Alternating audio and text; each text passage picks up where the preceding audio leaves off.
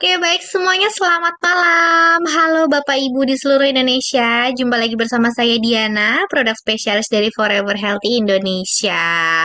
Wah, seperti biasa Bapak Ibu kita setiap hari Kamis selalu membahas manfaat cocoa flavanol untuk kesehatan ya. Nggak berasa juga nih ya, minggu depan kita sudah, bulan depan, maksudnya ya, bulan depan minggu pertama kita sudah melaksanakan ibadah puasa bagi yang muslim ya. Nah, pastikan Bapak Ibu itu harus menjaga daya tahan tubuh supaya bisa menyambut bulan suci Ramadan dan juga menjalankan puasa dengan lancar ya.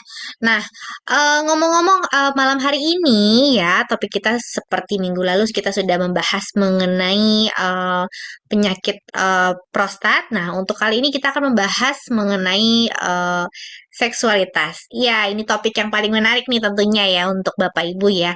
Apalagi untuk yang baru saja menikah ya. Nah, nanti Dokter Indah akan menjelaskan materinya. Teman-teman bisa langsung bertanya dengan menuliskan pertanyaannya di kolom chat. Dan seperti biasa, nanti saya akan tutup kolom chatnya 15 menit sebelum acara selesai ya. Kita akan Zoom sampai jam 9 malam. Dan jika nanti masih ada waktu, saya akan membuka mikrofonnya untuk memberikan kesempatan kepada Bapak Ibu bagi yang ingin bertanya langsung dengan Dokter Winda. Oke, baik, kita panggilkan dulu pembicara kita yang luar biasa, Dokter Winda. Selamat malam. Selamat malam. Malam, Dok. Oke, baik, Dok. Materinya saya share ya untuk malam hari ini, yaitu mengenai seksualitas. Wah, ini topik yang paling banyak pertanyaannya nih biasanya nih ya. Kira-kira untuk supaya bisa seperti ini, seperti itu gitu ya. Nanti bisa langsung nanya aja ke Dokter Winda ya. Baik, untuk Dokter Winda saya persilahkan dok untuk menyampaikan materinya dan saya izin untuk mematikan mikrofonnya teman-teman ya demi kelancaran bersama. Silakan Dokter Winda. Thank you, Di. Semangat pagi, selamat malam teman-teman FHI di seluruh Indonesia. Gimana kabarnya? Sehat-sehat ya semuanya ya? Tetap semangat ya kan? Iya dong, pasti ya. Topik yang mau saya bawain hari ini sengaja memang dibawainnya sekarang karena nanti kalau kan nggak bisa kita bahas sih nanti pas lagi bulan puasa kan nggak enak ya. Jadi kita bahasnya sekarang aja pas masih belum puasa. Ya kan? Setuju? Oke. Sekarang kita mau bahas tentang Koko Pavano untuk fungsi seksualitas. Yuk kita bahas. Cus. Slide. Nah, kalau kita ngomongin soal seksualitas, sering banget juga memang kita ngomongin itu justru lebih kepada masalahnya ya. Kalau umpamanya eh, kondisi seksualitas kita tidak bermasalah, aman-aman aja, itu mah nggak usah diomongin, ya kan? Tapi kalau seandainya udah mulai ada masalah, nah ini nih yang akan biasanya tuh kita menjadi beban pikiran, kita akan berusaha mencari solusinya, penyebabnya, supaya masalah tersebut bisa teratasi. Nah, masalah-masalah seksualitas sebenarnya itu paling sering apa aja sih? Paling sering mungkin teman-teman pernah dengar adalah disfungsi ereksi. Nah, ini bahkan disfungsi ereksi ini teman-teman, berdasarkan catatannya WHO, itu sekitar 15% pria dari seluruh dunia itu kena disfungsi ereksi setiap tahunnya. Itu bisa lebih dari 150 juta orang di seluruh dunia itu diperkirakan telah mengalami disfungsi ereksi di tahun 1995. Berarti ya sekitar hampir 30 tahun yang lalu ya. Ya 30 tahun yang lalu lah benar. Ya, dan diramalkan itu nanti di tahun ini di tahun ini itu peningkatannya bisa jadi sampai 320 juta di tahun ini. Wow. Semoga teman-teman di sini tidak ada yang satu dari 320 juta tersebut ya. Amin. Slide. Nah, selain itu juga memang ya setelah diteliti lebih jauh itu prevalensi dari disfungsi ereksi di Indonesia aja itu memang sebenarnya nggak diketahui secara tepat angkanya berapa. Karena memang kan topik ini tuh bukan satu topik yang apa ya namanya enak dibicarakan secara gamblang ya sebenarnya. Mengakui punya masalah disfungsi ereksi aja kan nggak enak ya, ibaratkan gitu. Jadi biasanya kan suka nggak cerita-cerita atau ceritanya diam-diam aja.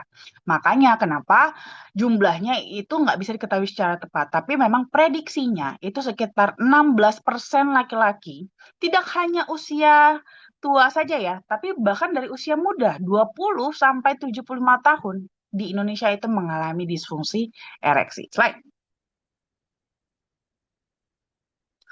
Nah, jadi sebenarnya sih kalau untuk masalah seksual itu nggak cuma disfungsi ereksi aja. Disfungsi ereksi memang yang paling banyak ya, tapi tidak hanya itu, ada banyak sebenarnya jenis-jenis masalah seksual lainnya seperti kalau pada wanita itu vagina kering ya. Mungkin ada yang pernah rasain nih kan. Terus ada juga tidak disfungsi ereksi sih, tapi malah ejakulasi dini kebalikannya. Terlalu cepat ejakulasinya. Nah, ada juga. Belum lagi pressure untuk hamil.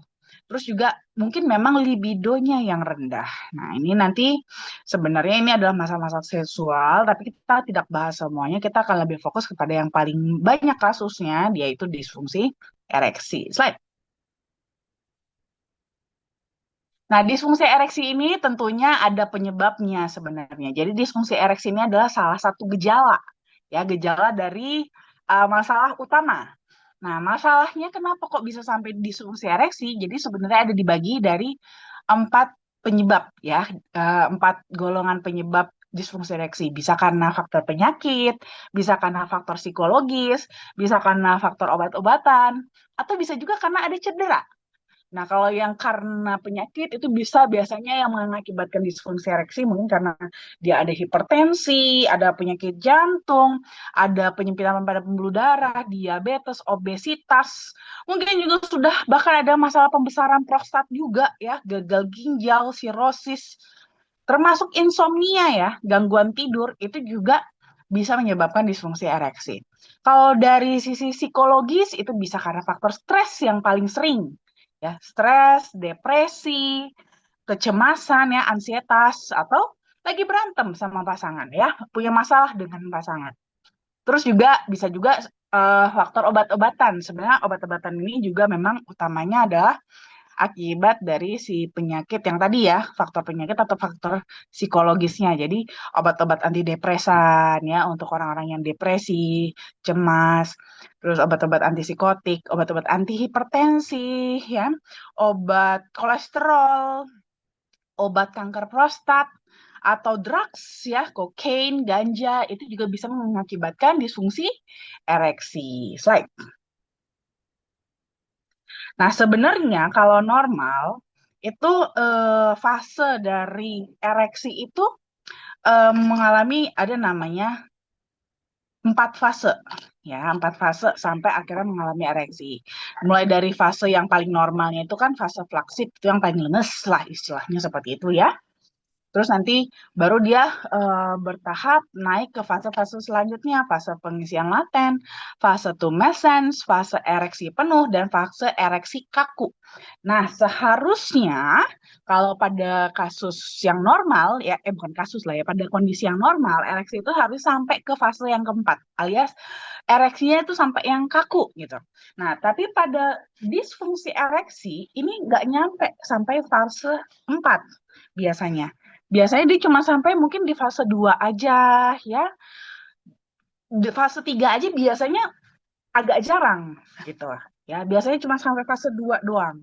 Makanya ini biasanya sangat mengganggu sekali, apalagi bisa bikin jadi stres, cemas, dan bahkan depresi ya, karena disfungsi ereksi ini. Slide. Nah, jadi untuk terjadi fase itu pun nggak serta merta langsung, langsung naik aja gitu. Ada prosesnya juga gitu ya. Jadi pertama akan ada stimulus dulu dari otak. Nah, stimulus dari otak ini muncul ya mungkin karena ada rangsangan ya, tentunya dari luar gitu kan. Mungkin dari mata, dari sentuhan, ya macam-macam ya. Stimulusnya dari otak. Nah, nanti dari stimulus yang dari otak ini itu akan mengirimkan sinyal kepada yang namanya otot polos trabekular. Otot polos trabekular ini adalah eh, otot-otot yang ada di area eh, apa namanya area penisnya gitu ya, sehingga otot-otot tersebut relaksasi, rileks, dia jadi lemas supaya aliran darah itu bisa mengalir ke dalam penis. Nah, nanti aliran darah dari arteri yang menuju ke penis ini itu akan mengisi apa ruang ya, ruang dalam penisnya sehingga makanya penisnya itu jadi makin lama penuh dia, penuh ya, sama kayak berarti kayak balon kita isiin udara gitu ya. Makin lama jadi mengembang dan penuh dan makin kencang. Nah, disinilah nanti akhirnya sudah penuh barulah dia nanti jadi kaku. Nah, cuman yang terlibat di proses ini yaitu tentunya adalah perubahan substansi kimia dan juga aliran darah. Di mana ini bergantung banget dengan kondisi di sirkulasi darahnya sendiri, hormon-hormonnya, enzim, dan juga bahan endogen dari penisnya sendiri. Nah, di mana kalau misalnya kadar nitric oxide yang meningkat, nah inilah akan mempermudah terjadinya relaksasi dari si otot polos trabekular tadi. Sehingga pengisian dari penisnya ya, korpus cavernosumnya itu jadi lebih cepat, bisa terisi lebih penuh ya, sampai bisa terjadi ereksi. Slide. Nah, memperkenalkan nih produk sayangan kita yaitu Cocoa Favanol. Ada varian yang original, Daytime Liquid, dan juga Nutriflow. Slide. Nah, kalau kita ngomongin soal flavanol, sering banget tuh kita akan ngomongin juga ya, akan ke bawah-bawah juga kita ngomongin kepalanya yaitu polifenol. Di mana polifenol itu terkenal sekali akan manfaatnya sebagai antioksidan. Tapi memang nggak cuman itu aja manfaat dari polifenol gitu ya, terutama flavanolnya. Flavanol itu sendiri, apalagi yang kandungannya tinggi pada kokoa, itu terbukti secara klinis bermanfaat untuk fungsi kardiovaskular juga. Karena dalam waktu yang relatif pendek, dia itu memberikan efek dilatasi atau pelebaran pada pembuluh darah. Sehingga di mana ini akan membantu banget nih tadi untuk aliran darah yang lebih lancar. Cuman memang nggak gitu gampang nih untuk bisa dapat kadar flavanol yang tinggi dari kokoa. Karena biasanya kokoa ini kan untuk menjadi suatu bubuk kokoa yang bisa kita konsumsi itu mengalami suatu pemrosesan. Ya, di mana prosesnya tersebut itu justru menghancurkan kadar flavanolnya. Makanya ini dibutuhkan metode khusus dalam pemrosesan biji kakao menjadi bubuk kokoa supaya bisa mempertahankan kadar flavanolnya tetap tinggi. Slide.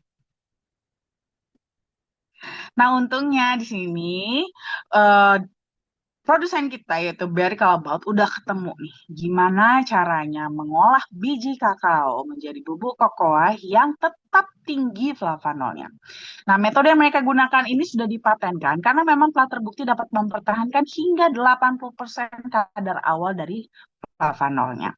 Dan itu bahkan sudah hasil bubuk kokoa dengan proses tersebut itu sudah dikasih merek Acticoa, dan Acticoa inilah yang menjadi bahan baku semua lini produk Cocoa Flavanol FHI. Slide. Nah, kalau soal studi klinis pada dasarnya sebenarnya sudah ada banyak sekali studi klinisnya. Teman-teman bahkan bisa nge-google sendiri juga ya.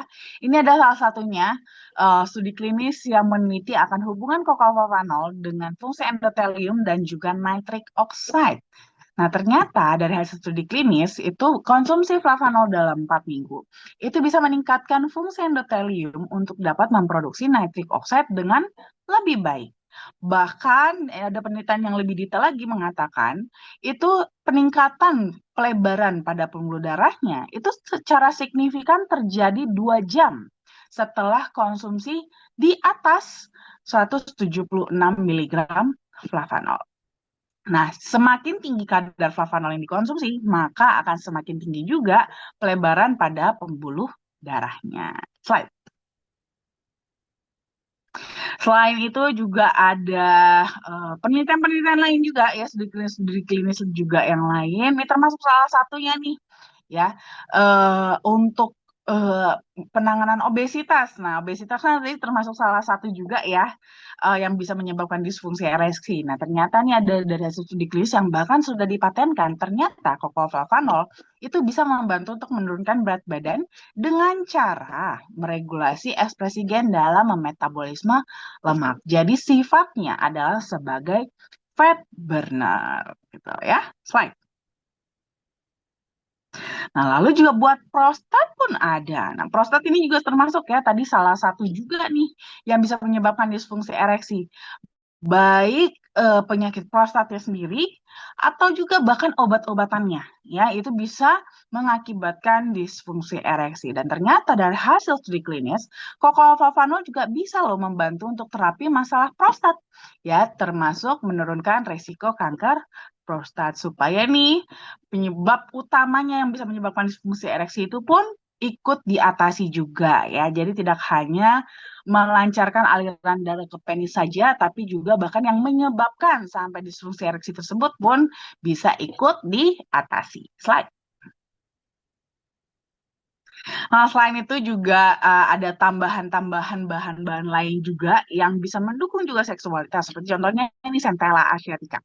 Centella asiatica itu dia punya kandungan fitosterol, di mana dia itu fitosterol ini merupakan turunan dari senyawa sterol yang merupakan bahan baku pembentuk hormon seksual. Nah, jadi ini nanti terutama akan cocok juga nih buat yang punya masalah libido atau ibarat yang punya masalah juga pada kesuburan akibat ketidakseimbangan hormon. Ini rekomen banget nih kandungan Centella asiatica ini ya karena dia bisa membantu juga untuk hormon seksual ya.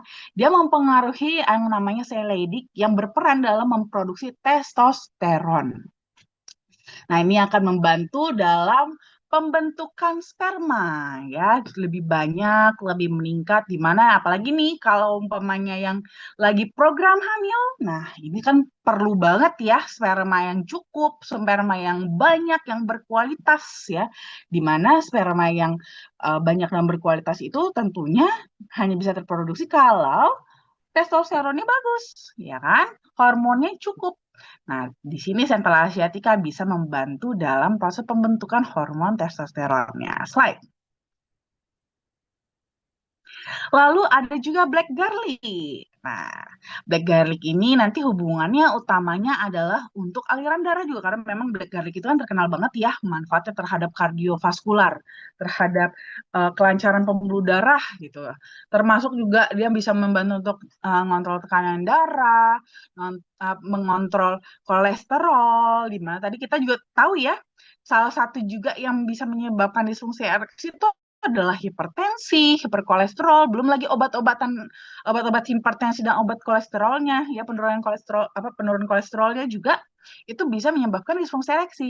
Nah, black garlic bisa membantu dengan mengatasi tidak hanya dari masalahnya itu hipertensi dan hiperkolesterolnya, ya, tapi termasuk juga meningkatkan aliran darahnya karena dia punya suatu senyawa yang disebut dengan alisin. Nah, ini bisa membantu meningkatkan potensi pada pria dan juga mendongkrak gairah seksual. Slide. Nah, selain itu juga didukung juga ya dengan apa namanya kandungan-kandungan lain ya yang bisa membantu secara keseluruhan lah ya kesehatan secara keseluruhan seperti vitamin B7 ya di mana ini akan berperan terutama untuk metabolisme supaya pembakaran protein, karbohidrat, dan lemaknya efektif sehingga bisa menghasilkan energi yang lebih banyak.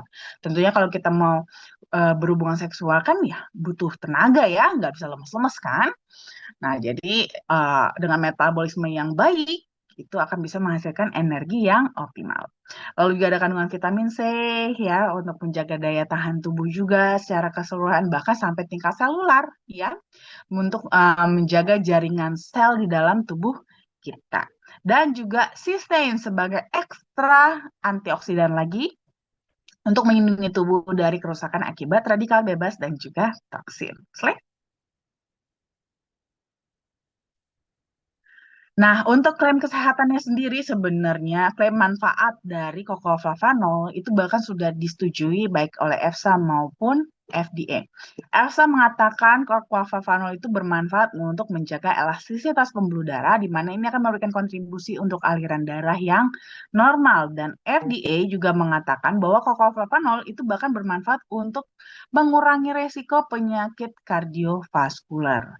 Nah, EFSA dan FDA mengatakan untuk bisa mendapatkan manfaat ini tentunya ada anjuran konsumsinya ya untuk asupan flavanolnya, yaitu minimum 200 mg setiap hari. Slide. Nah, jadi kalau mau kita rangkum manfaat dari flavanol, itu memang utamanya adalah kardiovaskular, karena memang apa-apa sekarang kardiovaskular ya. Seluruh organ tubuh kita itu bisa berfungsi dengan baik kalau asupannya cukup. Asupan yang cukup itu harus distribusinya juga harus lancar, yaitu di vaskularnya. Nah, jadi memang kokofavanol itu bisa membantu untuk meningkatkan fungsi kardiovaskular, seperti menjaga tekanan darah, kadar kolesterol, dan juga kadar gula darah. Termasuk juga karena basically dia adalah antioksidan, jadi bisa membantu mengurangi resiko kanker dan juga baik untuk kesehatan kulit. Slide. Nah, untuk DTM liquid ini memang dia lebih strong ya, versi lebih strong dibandingkan yang original karena DTM liquid itu gabungan dari Cocofavanol, Centella asiatica, dan juga black garlic.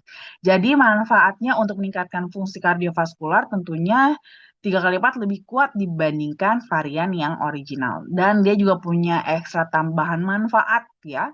Untuk DTM liquid ini dia lebih memperlancar sirkulasi aliran darah pada ginjal, membantu mempercepat proses penyembuhan luka, membantu meningkatkan produksi kolagen, meningkatkan daya ingat dan fungsi saraf, serta mengatasi peradangan dan nyeri sendi. Slide.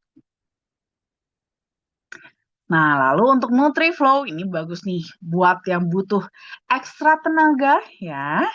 Ekstra tenaga supaya lebih fit, lebih energik ya.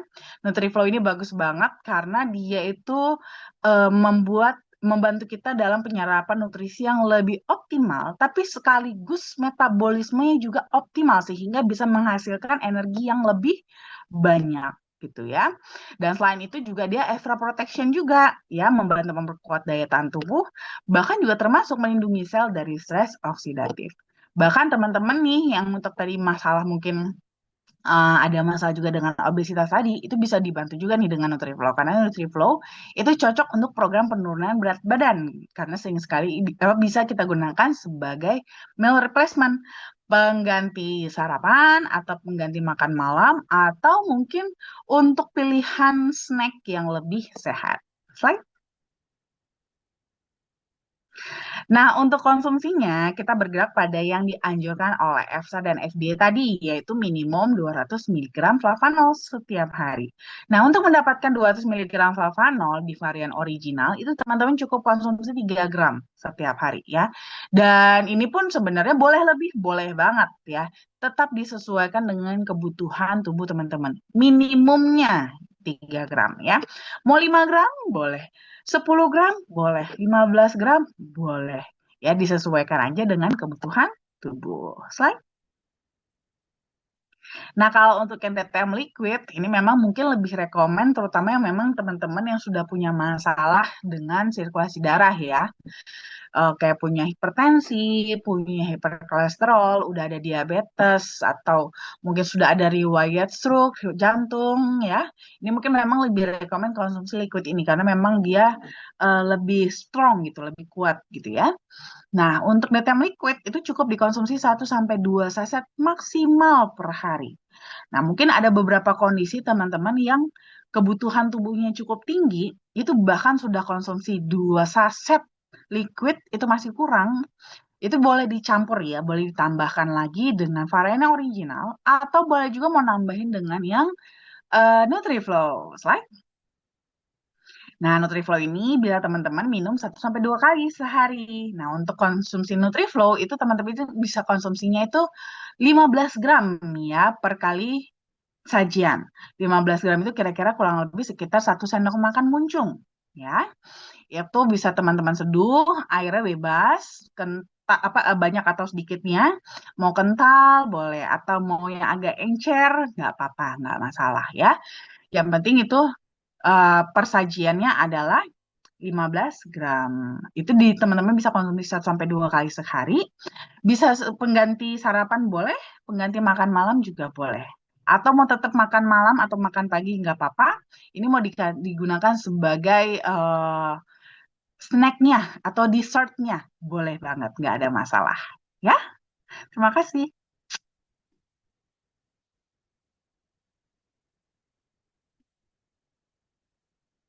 Baik, terima kasih banyak Dokter Winda. Nah, itu tadi penjelasan dari Dokter Winda ya, teman-teman ya. Sekarang sambil ke sesi tanya jawab, saya akan memberikan informasi mengenai sosial media kami dan juga promo yang berlangsung pada saat ini ya. Teman-teman bisa mengikuti sosial media kami di YouTube, Instagram, Facebook, maupun Telegram dan juga TikTok. Bisa dicatat ya untuk YouTube-nya Forever Healthy Indonesia Official. Teman-teman jika ingin melihat rekaman eh, Zoom Business Preview ataupun seminar kesehatan bisa langsung cek YouTube kami ya.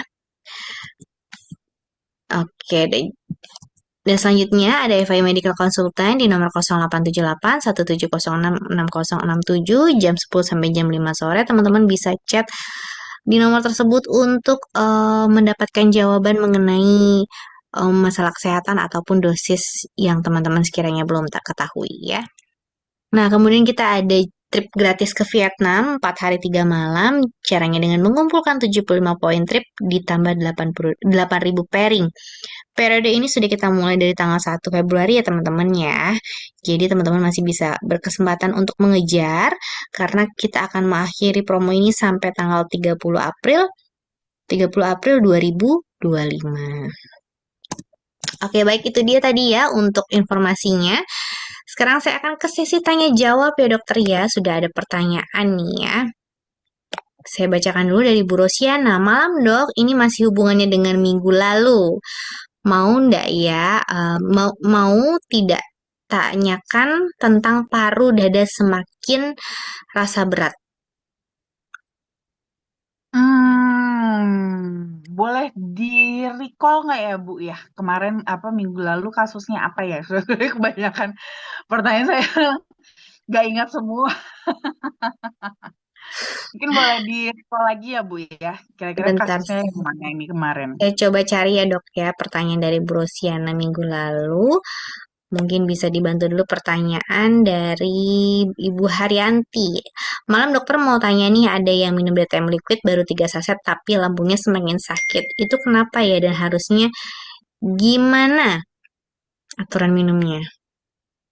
Nah, kalau ini sih sebenarnya biasanya sih kalau seandainya yang lambungnya jadi sakit, kemungkinan memang dia punya masalah lambung. Nah, jadi kalau seandainya yang punya masalah lambung, itu biasanya saya anjurkan memang konsumsinya itu setelah makan. Jadi setelah apa namanya, eh, biar ada isi lambungnya dulu gitu. Jadi tidak hanya mengolah flavanolnya aja. Karena kan gini, eh pada saat ada makanan, ada sesuatu ya yang masuk ke dalam lambung, itu lambung akan mengeluarkan asamnya gitu, mengeluarkan asam lambung itu cairan asam lambung untuk mengolah gitu ya, mengolah makanan tersebut supaya nanti si makanan tersebut ini tuh bisa diserap nutrisinya di usus gitu. Jadi dia digiling-giling, dicampur-campur sama si asamnya tadi itu supaya nanti pas masuk ke usus di usus itu bisa diserap dengan baik. Nah, cuman ini nanti akan mempengaruhi nih kalau seandainya minum flavanolnya di saat perut kosong. Pada saat perut kosong bisa jadi memang. Karena kan itu kan cuma sedikit ya, cairan dikit doang. Nah, sedangkan asam lambung yang dikeluarkan itu tuh tetap dalam jumlah yang banyak gitu. Dan apalagi kan kondisinya kan dia sensitif, sudah sensitif gitu lambungnya istilahnya begitu. Nah, jadi pada saat nanti di dalam lambung itu yang diolah tuh cuma dikit doang. Akibatnya jadi kebanyakan asam lambung. Nah, inilah yang bikin jadi perih gitu. jadi perih jadinya.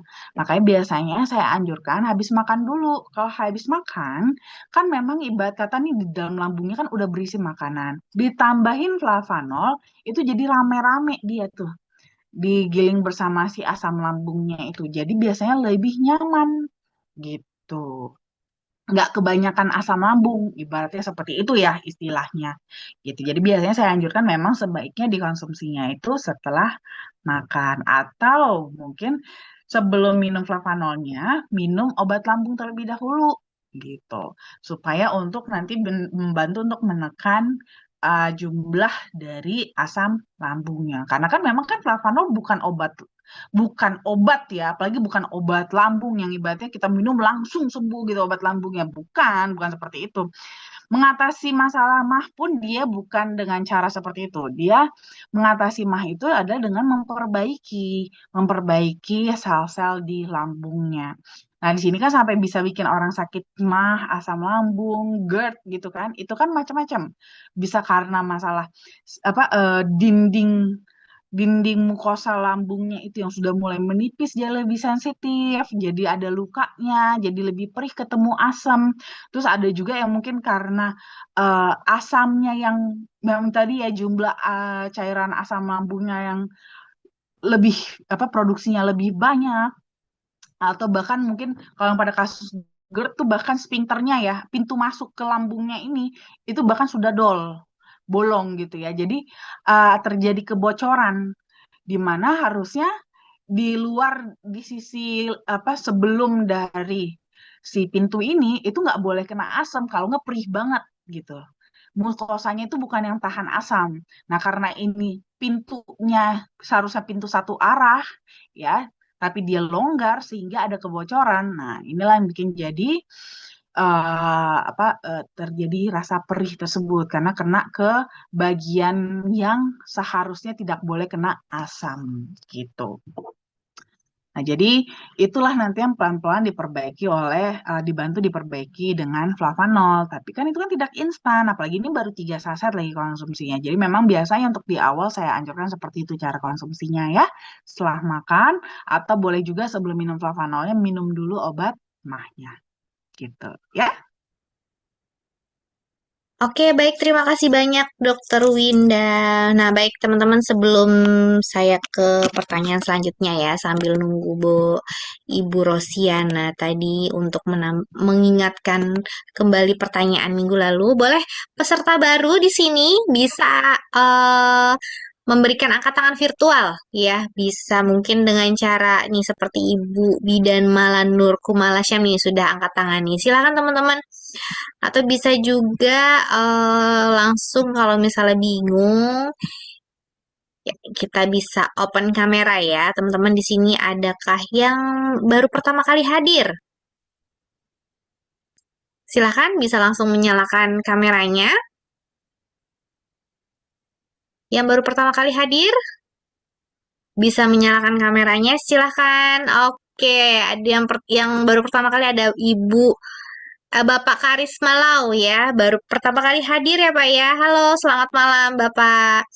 Atau eh oke, ada lagi yang baru pertama kali bergabung mengikuti Zoom malam ini? Ada dari Ibu Sicilia Riani. Kalau misalnya nggak belum bisa menyalakan kamera, bisa langsung angkat tangan aja nih, teman-teman ya. Angkat tangan virtual ya. Ada di bagian tombol nama sebelah kanan, bisa angkat tangan virtual ya. Untuk kita tahu kira-kira siapa sih yang baru pertama kali hadir malam hari ini. Oke. Baik, saya tunggu buka kamera dulu ya, teman-teman. Kalau misalnya memang baru pertama kali hadir, bisa langsung menyalakan kameranya ya. Sudah saya persilakan Bapak Ibu untuk menyalakan kameranya. Silakan Bapak Ibu, ada yang baru pertama kali hadir.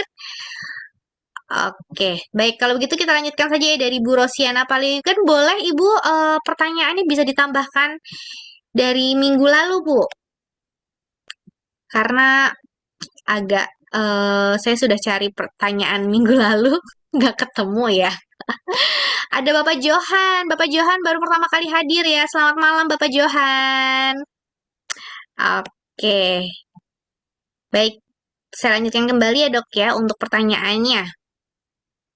Sambil menunggu Bu Rosiana mengetik ulang ya untuk pertanyaan minggu lalu. Tambahan dari Ibu Tri Sumiati. Malam dokter izin bertanya, apakah bagus mengkonsumsi cuka apel setiap hari?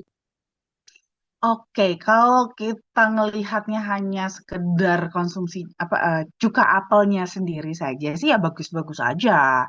Cuman memang tidak semua bisa konsumsi cuka apel. Karena kan cuka apel ini kan lumayan ya, eh, asamnya lumayan tinggi juga. Jadi mungkin bagi yang punya masalah GERD itu nggak rekomen untuk konsumsi cuka apel gitu. Dan biasanya juga dianjurkan untuk kalau mau konsumsi cuka apel itu jangan lupa untuk diencerkan ya, jangan disendok gitu. Wah, itu terlalu keras. Jadi lakukan pengenceran dulu gitu ya supaya eh, tidak terlalu asam. Jadi kalau dari segi cuka apelnya sendiri sih ya bagus-bagus aja gitu ya. Oke, baik. Terima kasih banyak Dokter Winda. Selanjutnya Bapak Irawan Wan. Irawan Wan. Ya, pasti anak pertama nih. Malam dokter, izin menyampaikan kenapa di bawah luka lembek tapi sekarang jadi keras. Mohon solusi dan terima kasih. Oke, oh yang tumor ya, kasus tumor ya, Pak Irawan. Ini kerasnya keras seperti apa ya Pak maksudnya? Kerasnya itu,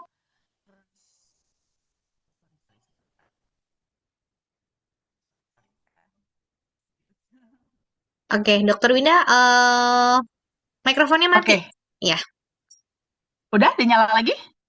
sudah dok, silakan. Oke.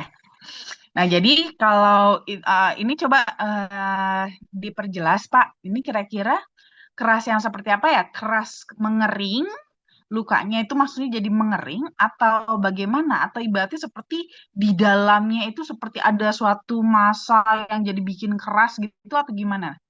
Karena ini agak macam-macam sih gitu ya. Jadi supaya lebih jelas, karena kan saya kan nggak ngelihat langsung lukanya seperti apa. Jadi coba dideskripsikan kerasnya itu keras yang seperti apa gitu. Jadi biar saya lebih tahu. Kalau seandainya nih bagian luka, karena yang soal ini yang saya tangkap ya luka jadi yang tadinya lembek jadi mengeras, ini bisa jadi memang lukanya kering gitu. Karena kering yang saya tangkap ya, sepertinya apakah karena lukanya kering? Kalau lukanya kering malah bagus sebenarnya. Berarti kan lukanya mulai tertutup gitu. Tapi kalau seandainya maksud Pak Irawan di sini kerasnya itu seperti ada sesuatu massa di dalamnya gitu, itu ya mungkin memang bisa jadi pemadatan dari si bisa jadi juga mungkin bagian dari tumornya juga gitu. Memang terjadi pemadatan karena memang mungkin bisa jadi inflamasinya sudah mulai berkurang gitu. Karena peradangannya sudah mulai berkurang. Ciri-ciri peradangan itu kan dia kan bengkak, lembek, panas, kemerahan gitu kan. Itu ciri-ciri justru lagi meradang-meradangnya. Ibarat itu kalau kayak versi jerawat, itu lagi merah-merahnya, merah bengkak, itu kan lembek tuh. Nah, itu justru lagi radang-radangnya. Justru kalau dia udah istilahnya udah mateng, udah selesai, udah mau sembuh, itu justru dia mulai mengeras gitu dan warnanya juga sudah mulai lebih apa lebih netral ya seperti itu. Jadi coba mungkin boleh lebih dijelaskan Pak, ini lembek dan keras yang seperti apa gitu biar saya bisa lebih nangkep nih deskripsi dari masalah yang perubahannya ini gitu ya. Oke, baik. Terima kasih banyak Dokter Winda. Bapak mungkin bisa tambahkan ya, ini memang betul dok kasus minggu lalu ya, kelanjutan terkait tumor istri saya ya dari Bapak Irawan Wan. Dari Bapak Karismalau, saya punya flavanomen nih dok, tapi saya divonis gagal ginjal. Apakah boleh konsumsi? Oke. Sebenarnya sih kalau soal masalah boleh konsumsi sih sebenarnya mah boleh-boleh aja Pak sebenarnya. Cuman biasanya kalau umpamanya Bapak sudah divonis gagal ginjal dan mungkin ibarat kata nih sudah apa ya bilangnya ya, sudah dianjurkan untuk cuci darah. Kalau saya sih menyarankan apa namanya dihindari dulu aja gitu yang di luar dari fokus untuk mengatasi si gagal ginjalnya, ibaratnya gitu. Karena kan kalau flavonomen kan dia lebih kepada untuk eh, seksualitasnya ya, ke vitalitasnya gitu kan. Tapi untuk ke gagal ginjalnya itu tidak tidak apa ya istilahnya, tidak berkontribusi ibaratnya. Memang tidak memberatkan tapi tidak berkontribusi juga gitu kan. Jadi kalau saran saya sih mendingan fokus kepada yang efeknya tuh lebih memang untuk mengatasi si gagal ginjalnya juga yang bisa berkontribusi dalam memperbaiki dari si gagal ginjalnya gitu. Jadi kalau untuk Pak Karis, saya sih lebih menyarankan minumnya yang liquid aja. Lebih rekomen konsumsi liquid aja, fokus di situ dulu gitu untuk gagal ginjalnya gitu. Nanti kalau seandainya udah lebih baik gagal ginjalnya, nanti mau dikombinasi dengan men, silakan, nggak apa-apa. Oke, baik. Terima kasih banyak Dokter Winda. Selanjutnya pertanyaan dari Ibu Mia di Samarinda. Selamat malam Bu Mia. Malam Dokter Winda, saya mau nanya kenapa setelah konsumsi DTM pinggul kanan dan paha kanan makin sakit, padahal selama 6 bulan konsumsi original tidak pernah merasakan sakit yang seperti itu. Apakah itu reaksi minum DTM-nya ya dok? Tergantung sih Bu Mia, ini minum DTM-nya sudah berapa lama? Apakah pas baru pertama kali minum DTM terus jadi sakit pinggul kanan sama paha kanannya, atau malah ibaratnya udah sakit dulu pinggul dan paha kanannya, akhirnya ibu minum DTM terus malah jadi makin sakit gitu. Dan dalam sekali minum DTM itu langsung sakit. Nah, ini bisa macam-macam. Karena eh apa namanya? Apakah itu karena reaksi minum DTM juga? Bisa iya, bisa enggak sih, gitu. Bisa iya, bisa enggak. Karena kan DTM itu kan dia kan lebih tinggi lagi ya untuk antioksidannya. Otomatis reaksi detoksifikasinya itu memang lebih kencang lagi. Jadi walaupun Ibu Mia selama ini udah minum yang original, kan memang tubuh itu akan berkala tetap. Ibarat kata mungkin pas di awal konsumsi, waktu itu dulu awal konsumsi terjadi reaksi detoksifikasi. Habis itu anteng nih, nanti beberapa bulan kemudian itu bisa terjadi reaksi detoksifikasi lagi, gitu ya. Itu sangat, wah, itu sangat biasa karena memang eh, apa namanya regulasinya tubuh ya untuk melakukan detoksifikasi tersebut. Nah, nanti mungkin ini karena mungkin kebetulan juga karena ibu minum DTM-nya gitu ya, minum DTM dengan kadar antioksidan yang lebih tinggi lagi bahkan dibandingkan versi yang original. Nah, ini jadi ke-trigger lagi nih detoksifikasinya gitu. Detoksifikasinya terutama di area-area yang memang mungkin punya masalah. Nah, mungkin di sini memang bumbunya kebetulan sudah punya masalah kali ya di pinggul sama paha kanan. Makanya sehingga memberikan efek apa ada reaksinya jadi mungkin kurang nyaman gitu rasanya sakit di area tersebut. Tapi mungkin bisa jadi juga enggak. Ya, bukan karena DTM-nya, karena faktor lain. Kebetulan aja pas lagi Bu Mia baru minum DTM, kumat gitu ya, nah, sakit pinggul dan pahanya. Jadi ini sebenarnya sih butuh evaluasi lebih lanjut ya, Bu Mia. Kalau saran saya, coba tetap dilanjutin dulu aja minum DTM-nya. Jadi di situ juga sekaligus evaluasi apakah ini memang karena konsumsi DTM atau bukan gitu. Karena bisa aja memang kebetulan ya kebetulan aja. Tapi memang bisa juga ada aja kemungkinannya juga memang ini karena DTM-nya. Tapi kalaupun memang ini karena DTM, ini kan berarti sebenarnya sedang terjadi proses detoksifikasi dan memang kebetulan ternyata dia bekerja di target area yang memang kebetulan bermasalah, yaitu area pinggul dan paha gitu kan. Jadi nggak apa-apa, tetap lanjutin aja, justru biar sekalian diberesin gitu di area tersebut gitu ya. Tapi mungkin ibaratnya mungkin boleh di-adjust sih untuk dosisnya. Kalau seandainya Bumi yang ngerasa terlalu sakit, nggak nyaman jadinya dengan dosisnya, boleh diturunin dulu ya disesuaikan aja gimana supaya nyamannya Bumia. Tapi kalau umpamanya Bumia, oh nggak apa-apa deh semangat gitu kan lagi dibenerin nih karena ternyata sudah langsung terasa efeknya kan. ya udah hajar ya, banyakin aja minum air putihnya, dibawa istirahat ya. Boleh kalau seandainya Ibu Mia mau kombinasi dengan obat anti nyeri nggak masalah kok, boleh-boleh aja, nggak usah takut ya. Oke nih dok, tambahan dari Bu Mia. Baru sekali minum DTM ya dok, sekitar 10 menit kemudian langsung sakit. Oh, ini mah kebetulan, kebetulan aja Bu Mia, karena apa namanya, eh seharusnya tidak sampai secepat itu ya reaksinya, karena DTM dalam 10 menit itu masih nyangkut di apa? Masih nyangkut di lambung. Jadi harusnya belum ya. Jadi kemungkinan itu memang berarti kebetulan aja timingnya. Timingnya kebetulan pas banget. Memang lagi ada masalah di bagian pinggul dan pahanya. Jadi memang kebetulan sakit gitu.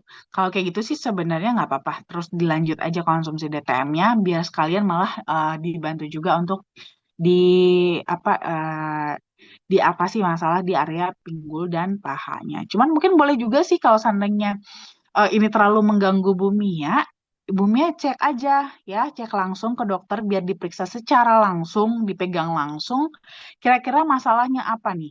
Karena ini bisa juga, biasanya masalah bisa karena saraf kejepit, bisa ya, atau mungkin jangan-jangan sudah ada mulai terjadi osteoporosis kah atau apa gitu ya, atau mungkin ada masalah apa gitu area tersebut, supaya biar lebih jelas. Jadi kita juga bisa konsumsi apa, menganjurkan konsumsi flavanolnya juga bisa lebih tepat gitu ya. Oke, baik. Terima kasih banyak Dokter Winda. Nah, ini tadi dari Bu Rosiana ya dok ya. Udah komen yang Oh, pernah iya iya iya. berobat selama 6 bulan. Setiap bangun pagi banyak lendir di dalam leher dan dada seperti berat. Ya iya iya, saya ingat nih, saya ingat. Baru ingat jadi. Nah, kalau itu kan sebenarnya oh jadi berarti sekarang terasa semakin berat ya. Nah, itu kira-kira minumnya sudah berapa dosisnya, Bu? Kalau yang sekarang, coba mana tahu. Mungkin memang berarti artinya banyak yang harus dikeluarkan. Makanya mungkin itu yang membuat terasa jadi lebih berat dadanya. Kalau kayak gini, Ibu banyakin lagi ya minum air putihnya. Ya, untuk kasus seperti ini diperbanyak lagi minum air putihnya, supaya apa? Supaya bantu detoksifikasinya nggak hanya lewat jalur pernafasan aja, tapi bisa lewat area lain juga, lewat urin, lewat keringat gitu ya. Jadi supaya untuk mengurangi jangan terlalu berat di area dadanya gitu. Jadi jangan lupa untuk banyakin minum air putih, karena pengangkutnya itu adalah air putih gitu. Di sini sebenarnya malah sebenarnya udah mulai bagus sih. Artinya kan dia udah mulai agresif ya untuk melakukan pembersihan tersebut. Nah, ini tetap kalau saran saya sih boleh tetap dilanjutkan aja dengan dosisnya. Tapi kalau nggak kuat, boleh dikurangin dulu, Bu. Ya, biar lebih nyaman. Nggak masalah kok. Turunin aja dulu. Nanti bertahap dinaikin lagi. Ya, sabar aja dulu, dikurangin dulu nggak apa-apa. Nanti kalau sudah lebih enak, udah lebih dada nggak terlalu terasa berat, baru dicoba lagi untuk naikin dosisnya gitu. Dan jangan lupa tetap diperbanyak minum air putihnya supaya membantu untuk pengeluarannya, nggak hanya lewat saluran pernafasan aja, lewat lendir, biar jadi nggak terlalu heavy banget di dada gitu ya. Oke, baik. Selanjutnya ya dok, dari Bapak Yosua Rivaldo. Izin bertanya dok, bolehkah langsung konsumsi flavanol tanpa pakai air? Ini yang Original nih, original atau yang DTM nih ya? kalau untuk DTM kan memang nggak masalah, boleh nggak pakai air ya, langsung aja nggak masalah. Kalau untuk yang original atau Nutriflow, maksudnya kalau mau digado, sebenarnya sebenarnya sih pada dasarnya nggak apa-apa Pak, asal jangan keselak aja. Ya, sudah, karena kan sebenarnya jadi gini ya, air di sini perannya sebenarnya sepenuhnya sebagai pelarut aja kok. Pelarut supaya kita konsumsinya, minumnya lebih nyaman. Begitu. Gitu. Jadi pada dasarnya sebenarnya eh Makanya jumlah airnya pun bebas gitu. Mau dibikin sedikit, mau dibikin banyak, gak ada masalah. Cuman karena memang kita anjurkan sih tetap pakai air karena apa? Yaitu dia tadi. Karena dia bubuknya itu kan halus ya. Kalau seandainya Bapak ngegado aja, itu tuh gado aja, khawatirnya nanti malah tersedak, terhirup. Jadi bukan masuknya ke saluran cerna, malah masuknya nanti ke saluran pernafasan, ibaratnya gitu. Dan itu pasti nggak enak nanti rasanya, gitu ya. Akan sangat mengganggu sekali. Jadi tetap sih, biasanya sih nggak pakai air nggak masalah, tapi mungkin dicampur dengan makanan boleh. Ya, tapi jangan yang cuman digaduk colek gitu doang aja gitu. Kalau dikit-dikit nyoleknya sih nggak apa-apa juga sih. Digadokin dikit-dikit, colek dikit, jilat gitu ya. Tapi kalau langsung, hahaha, langsung satu sendok gitu kan dihap gitu aja, tersedak saya takutnya Pak nanti. Gitu ya. Oke, baik. Terima kasih banyak Dokter Winda. Ya, soalnya untuk Nutriflow ataupun original nih partikelnya halus banget ya, Dok ya. Takutnya nanti Iya. Oke, baik. Pertanyaannya sudah terbaca semua ya, Dok ya. Sudah habis pertanyaan di kolom chat. Kalau begitu, saya buka untuk yang ingin bertanya dengan menyalakan mikrofon. Silakan Bapak Ibu, saya berikan satu orang penanya. Ada dari Bu Bidan Malaku Nurkumala Syam. Silahkan Ibu Mala. Terima kasih. Selamat malam, Dokter Winda. Mohon Selamat izin malam, Bu. bertanya.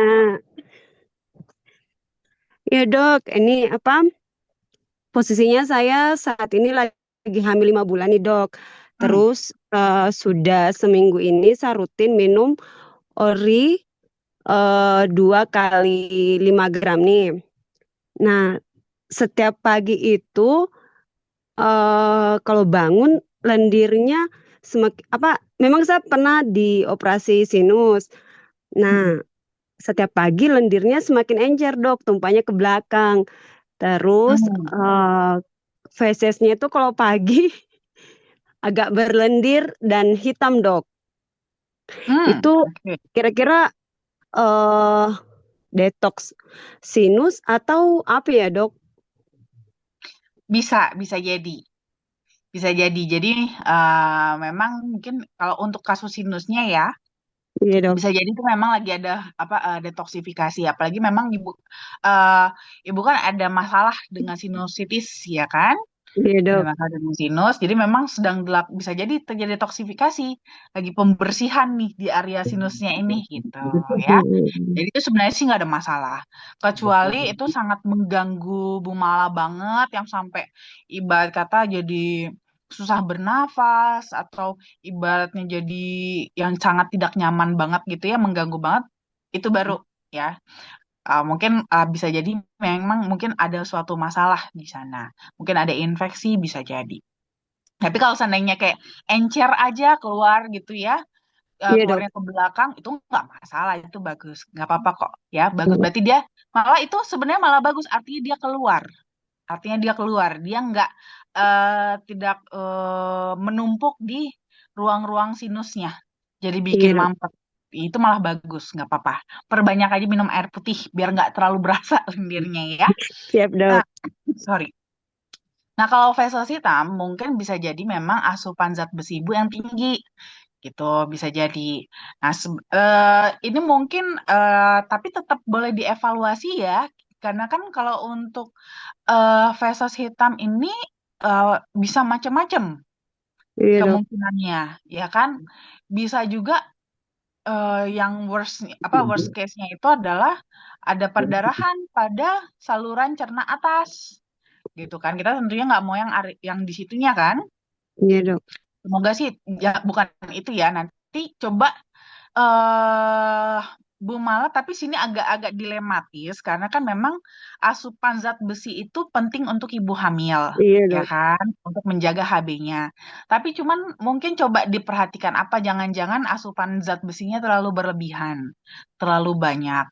Nah, jadi supaya eh, coba agak sedikit dikurangin dulu untuk ngetes gitu ya, untuk ngetes apakah feses hitam ini akibat dari konsumsi zat besi yang berlebihan atau ada kemungkinan perdarahan di saluran cerna atas. Jadi untuk membedakan itu dulu.